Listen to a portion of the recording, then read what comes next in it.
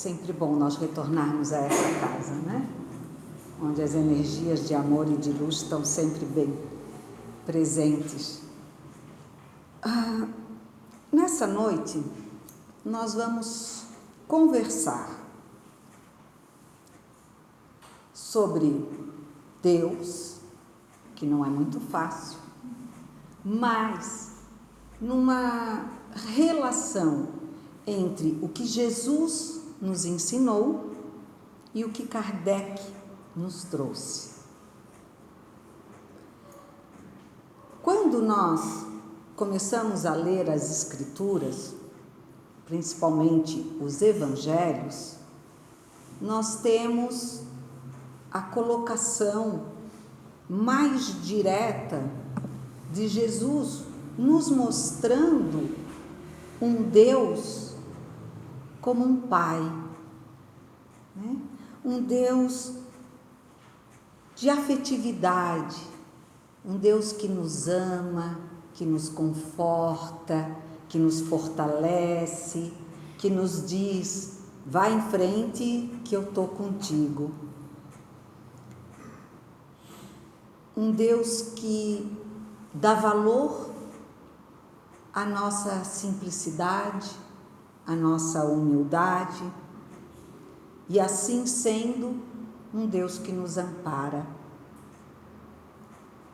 Que é claro, como Pai, Ele também procura nos corrigir através dos nossos próprios caminhos, das nossas próprias escolhas, né? Kardec já nos traz um Deus calcado na ciência, estudando todas as suas relações com o mundo, com o universo. Ele nos traz a filosofia de Deus, ou melhor, a vivência que podemos ter em Deus, com Deus e para Deus. E ao mesmo tempo, tanto Jesus quanto Kardec nos trazem a relação de religação com Deus, que seria o fator religioso da nossa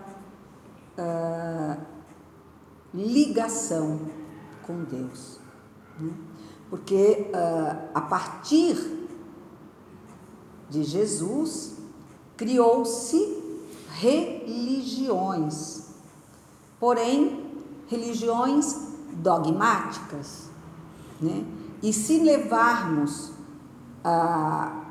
ao pé da letra o conceito assim estabelecido de religiões, nós espíritas não somos uma religião. Mas se olharmos a religião como essa ligação, essa união de seres ligados a um mesmo Deus, aí sim, né, nós temos o viés religioso da nossa doutrina, né, que é baseada na filosofia, na ciência e na religião. Jesus, em Mateus, no capítulo 5, ele nos diz assim, de 1 a 10. Vendo as turbas, subiu ao monte. Após assentar-se, aproximaram-se dele os seus discípulos. E, abrindo a sua boca, os ensinava dizendo, e aí Jesus nos fala: bem-aventurados pobres, em espírito, porque deles é o reino dos céus. Bem-aventurados os mansos, porque eles herdarão a terra. Bem-aventurados os que têm fome e sede de justiça, porque eles serão saciados. Bem-aventurados os misericordiosos, porque eles receberão misericórdia. Bem-aventurados os limpos de coração, porque eles verão a Deus. Bem-aventurados os pacificadores, porque eles serão chamados filhos de Deus. Então vejam que Jesus nos traz aquela presença, como eu citei no início, de afeto, de aconchego, de alguém que nos protege e que nos diz: sejam bem-vindos, essa é a sua casa. Ele nos apresenta esse Deus e só nos diz, bem-aventurados sejais vós misericordiosos, porque receberão a misericórdia, mas também os limpos de coração, porque verão a Deus. Então, nessas pequenas palavras, ele nos traz Deus como amor, harmonia, paz, Porque quem vê Deus no nosso plano, o vê dessa forma, através da harmonia, através da paz, da alegria interior, que apesar de todos os percalços, de todas as dores, de todas as perdas, que às vezes tentam endurecer o nosso coração, aqueles que conseguem limpar o seu coração desses sentimentos, os limpos de coração verão a Deus. E mais ainda ele nos diz, aqueles que são os pacificadores, ou seja, nós não viemos para cá para lutar, para brigar, para ofender. Nós viemos para cá para nos apaziguarmos e pacificarmos o nosso ambiente, a nossa vivência, seja ela aonde for, no lar, no trabalho, no trânsito, na religião, na política. Nós viemos para pacificar, e aqueles que têm em si esse sentimento serão chamados filhos de Deus. Jesus então nos chama à responsabilidade, porque não basta só nós acreditarmos nesse Deus, nós precisamos ser dignos dele. Nós o teremos mais forte, mais palpável em nosso pensamento e em nosso ser quando nós nos tornarmos pacificadores. Porque é claro que conosco ele sempre está. Não é à toa que Jesus nos também ensinou: quando quiseres pedir algo ao Pai, levante os olhos aos céus e diga: Pai Nosso.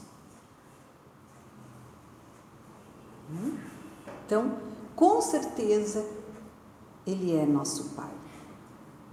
Mas nós temos que, para sentir o seu amor, nos aproximar dele. Porque quanto mais distantes, mais difícil se torna. Não é assim?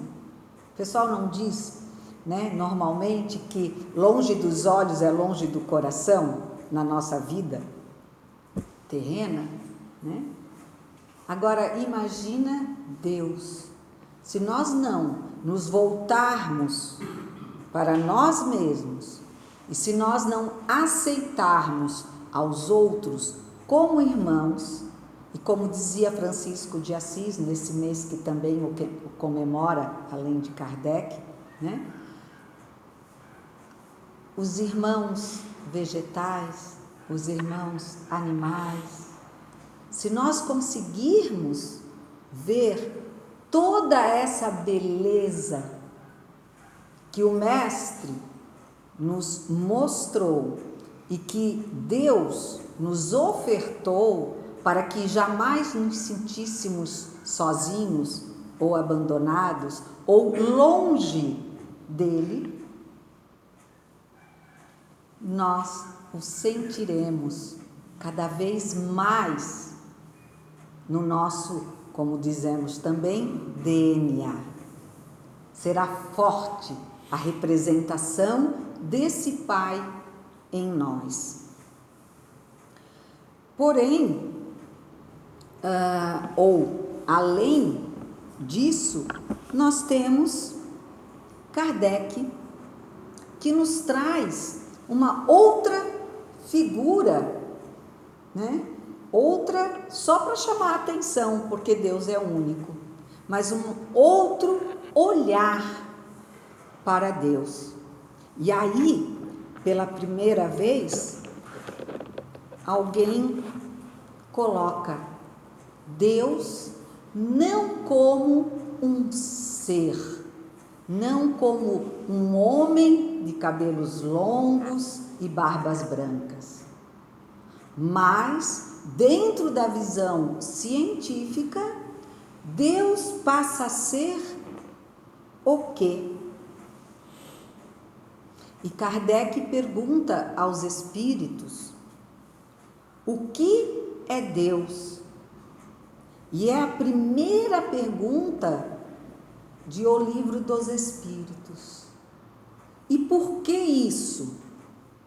Porque é essencial sabermos que não necessariamente precisamos fazer parte de qualquer instituição religiosa para que acreditemos em Deus.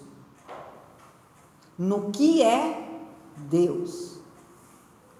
E os Espíritos então nos respondem: Deus é a inteligência suprema, causa primária de todas as coisas. Não está longe, nem um pouquinho, do que nos apresentou Jesus. Porque só um pai com uma inteligência tão grande, a maior de todas, o primeiro, né? Inteligência suprema, causa primária, ou seja, a primeira coisa que causou tudo. E só um pai poderoso assim, e que é único, porque senão poderia ter alguém acima dele, e se fosse acima dele, ele não seria o maior, não é? Então, esse Deus, essa inteligência suprema é que nos fez efeitos da sua causa, da inteligência que em nós Ele colocou a sua gota. porque Ele possui toda ela. Ao mesmo tempo,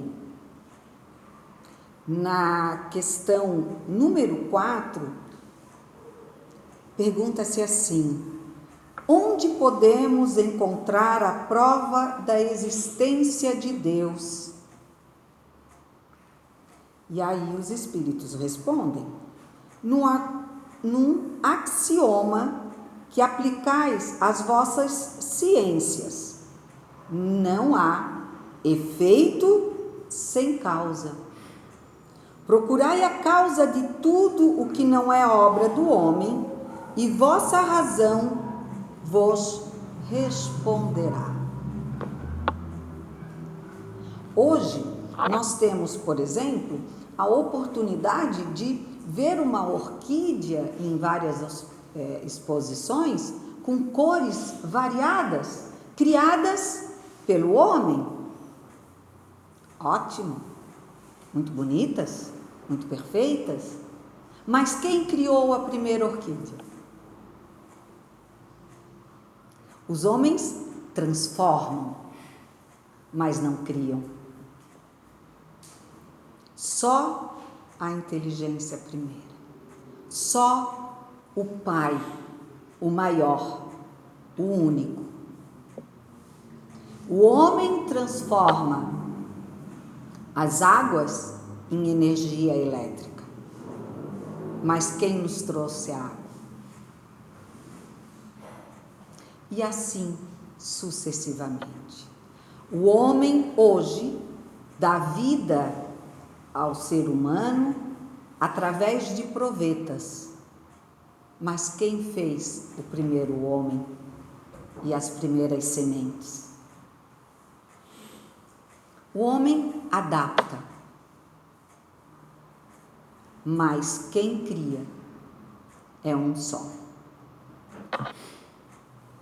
Para crer em Deus é suficiente lançar os olhos às obras da criação.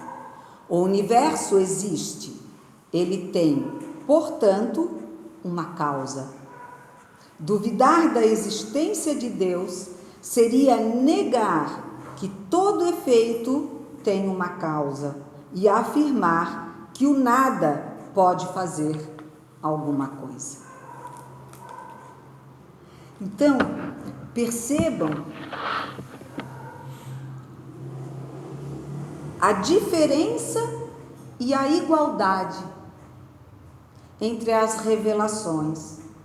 O Novo Testamento, a boa nova do Mestre Jesus, que veio nos dizer tudo isso, mas no momento em que nós não tínhamos ainda capacidade de compreender a ciência, a lógica, a razão de tudo e de todos.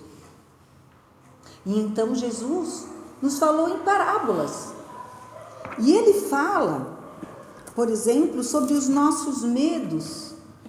No capítulo 6 também de Mateus, no versículo 24, Jesus fala assim: ninguém pode servir a dois senhores, pois ou odiará a um e amará a outro, ou se apegará a um e desprezará o outro.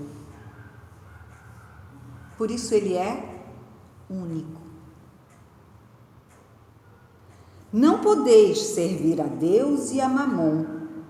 Por isso vos digo, não vos inquieteis por vossa vida com o que comereis, nem por vosso corpo com o que vestireis. Não é a vida mais que o alimento, e o corpo mais que a veste? E aí eu trago novamente a presença de Francisco de Assis, que desnudo foi servir ao seu próximo e sem se preocupar com o que iria receber e como iria viver, se entregou fielmente à fé de que Deus jamais o abandonaria. E assim ele viveu até seu último suspiro. Essa é a força daqueles que creem nessa energia que tudo faz, nesse ser supremo, e no Pai, que de amor e bondade não admite perder nenhuma das suas ovelhas. Olhai as aves do céu, que não semeiam nem ceifam, nem recolhem em celeiros, e vosso Pai celestial as alimenta. Não valeis muito mais do que elas?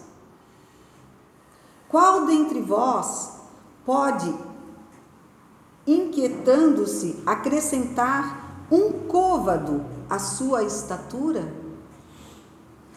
E com relação à veste, por que vos inquietais? Examinai os lírios do campo, como crescem. Não labutam, nem fiam. Eu, porém, vos digo que nem Salomão, em toda a sua glória, vestiu-se como um deles. Se a erva do campo, que hoje existe e amanhã é lançada ao forno, Deus assim as veste, muito mais a vós, homens de pouca fé.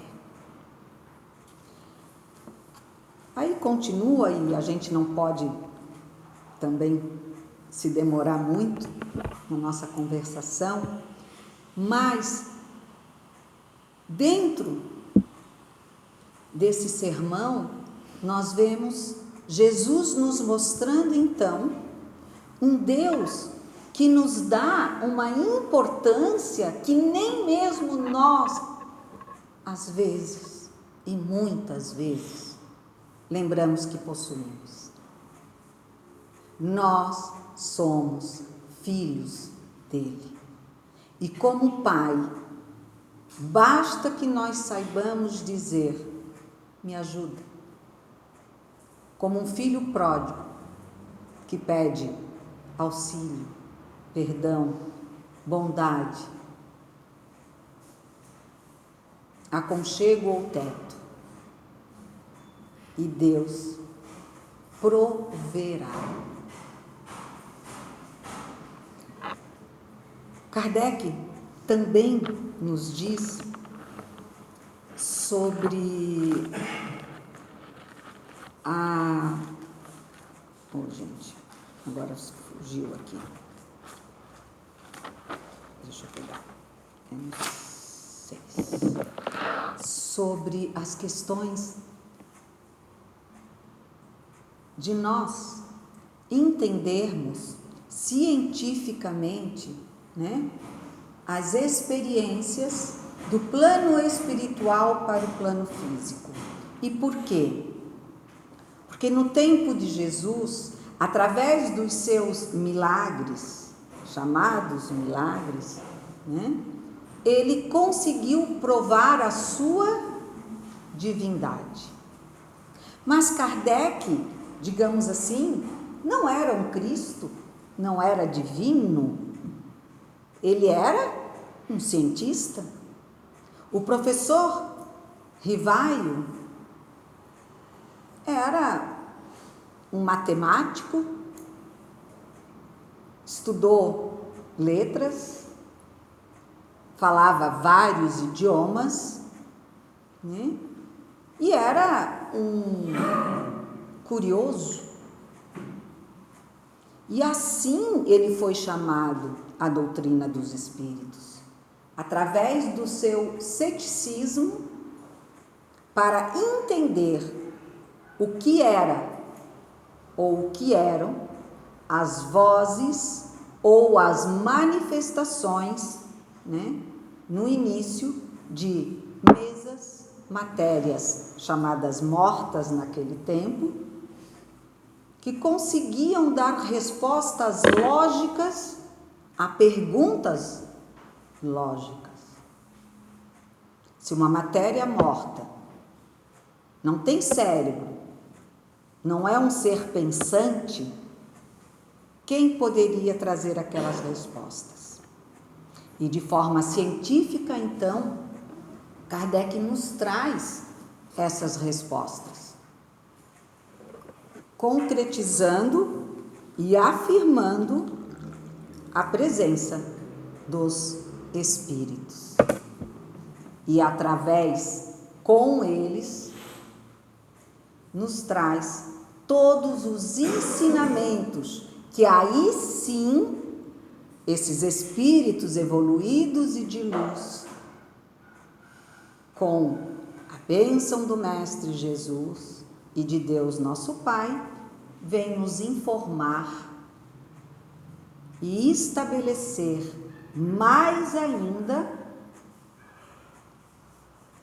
essa afirmação de sermos efeitos de uma causa maior, efeitos da inteligência primária que se traduz para nós como um Pai bondoso, afetuoso, responsável.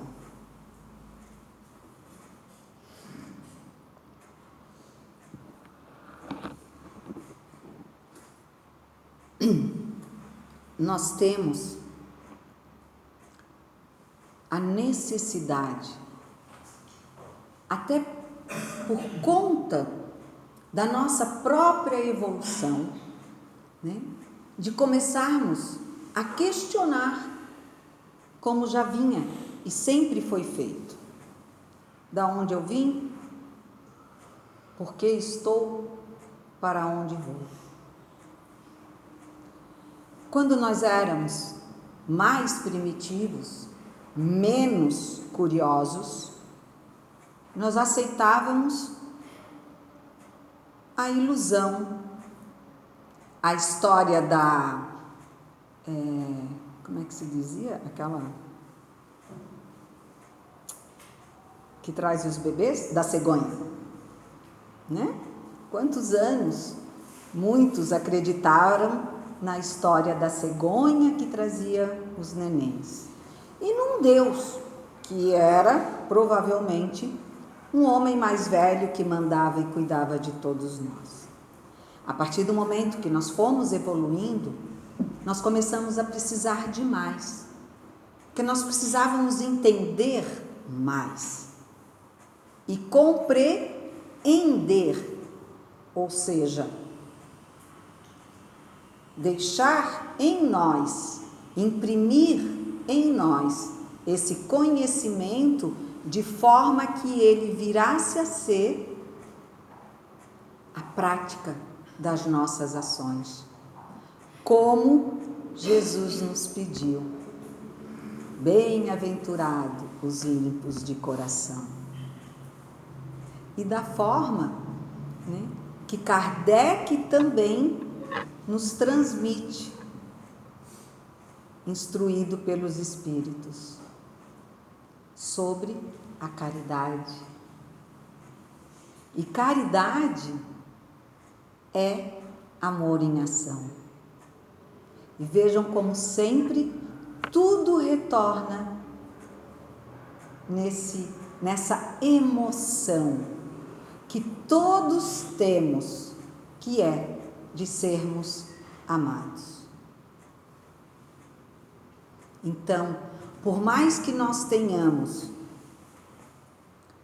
Jesus transmitindo a ideia de um Pai, Kardec nos trazendo um viés científico dentro do que nós conseguimos ainda entender, né? Porque por mais que nós tenhamos crescido um pouquinho nesses 2000 anos depois de Cristo, nós ainda temos certas dificuldades, ou eu diria muitas, porque somos ainda iniciantes nesse aprendizado. Estamos num ponto de mudanças, passando do plano de provas e expiações para um plano de regeneração. E isso denota que nós estamos crescendo, sim, apesar de muitos ainda não estarem prontos, né, para essa mudança. Muitos ainda não conseguirem ver com os olhos e ouvir com os ouvidos sobre essa linda transformação da humanidade e do planeta quando nós limpamos o nosso coração. Se alguém tem dúvida de mudanças, limpe o seu coração e com certeza a mudança irá acontecer. Seja você vendo Deus como um pai, seja você vendo Deus como uma inteligência. Porque ambos são únicos, são um só, e nos dão e nos deram a vida eterna para prosseguirmos. E quantas reencarnações nos forem necessárias. Então, por hoje era isso, era para deixar só as pulguinhas perturbando um pouco vocês nessa interação do nosso Mestre Jesus, da segunda revelação e de Kardec, ou dos ensinamentos dos Espíritos, como a terceira revelação. Que nós tenhamos um bom retorno aos nossos lares, com o desejo de limpar os nossos corações. Obrigada a todos.